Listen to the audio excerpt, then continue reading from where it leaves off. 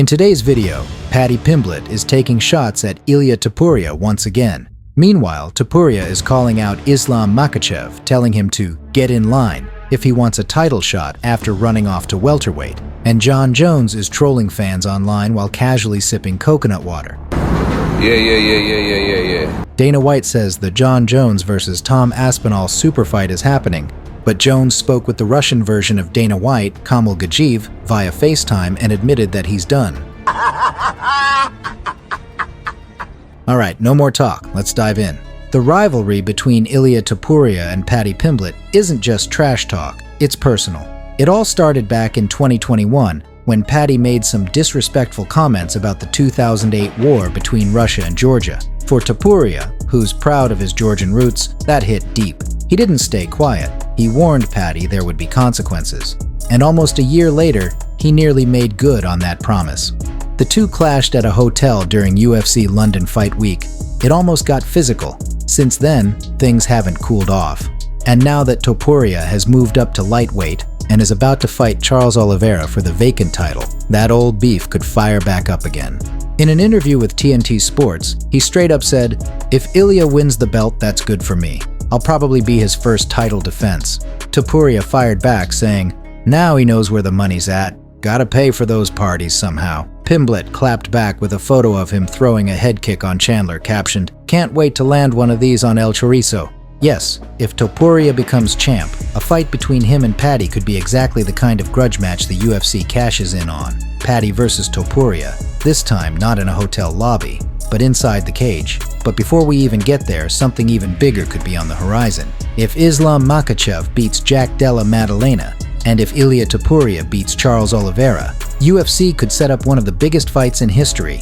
Imagine this, two active, two-division champions, both at their peak. We've never seen that in the UFC, but in a recent press conference, Topuria made it clear. If Islam wants a shot at the lightweight title after moving up to welterweight, he'll need to get in line.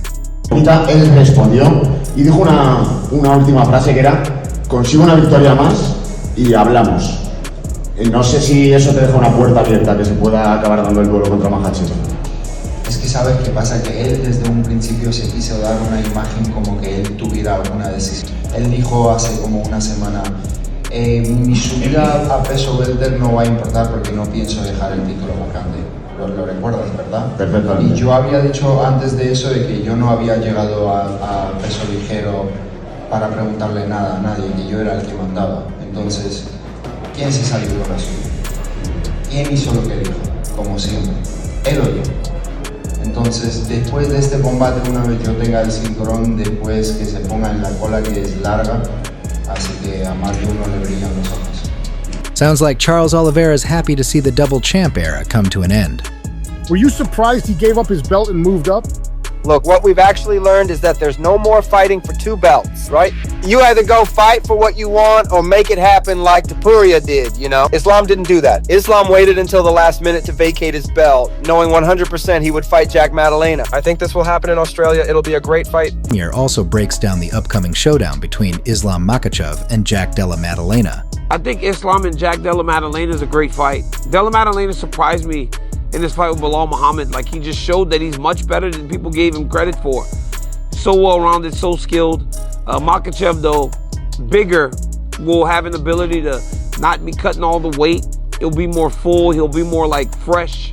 I'm interested. I think that it'll come down to the wrestling of Islam versus Jack's takedown defense and how stingy is he going to be able to be with Islam. Because when Islam can take guys down early, they really struggle.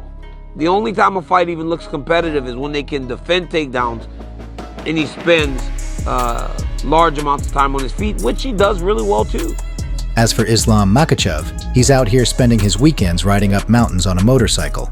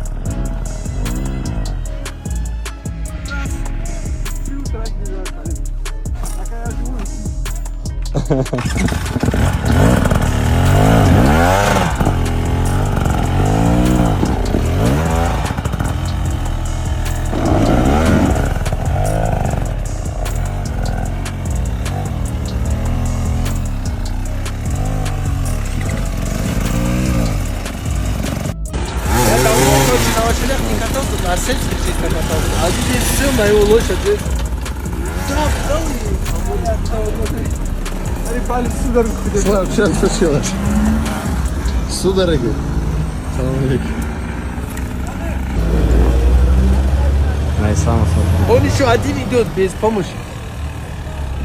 Он здесь тоже один поднимется, мне кажется. Да, Хаджимурод! Походу Салим тоже устал.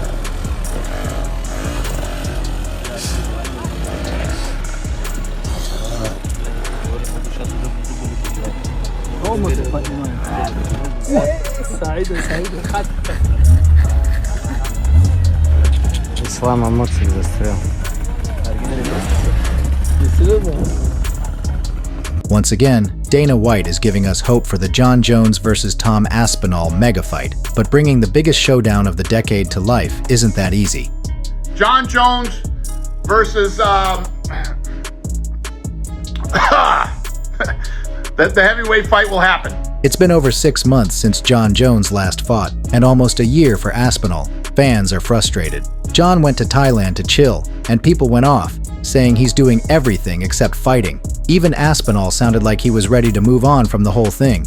Meanwhile, Jones got dragged on social media. Some fans said he should be stripped of the title. One person wrote, "Enjoy the last days as champ before you get stripped." Jones clapped back, "Stripped?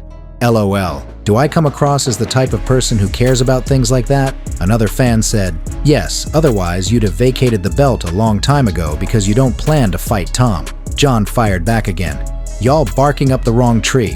I told my plans to the UFC a long time ago. I have no clue why they haven't shared them with you guys yet." Following that interesting reply, the heavyweight champ, while casually enjoying a coconut water drink, added, Yeah. I'm over here sipping on coconut, talking about when you gonna fight. Meanwhile, in a recent series of tweets, Jones revealed what's next for him, kinda.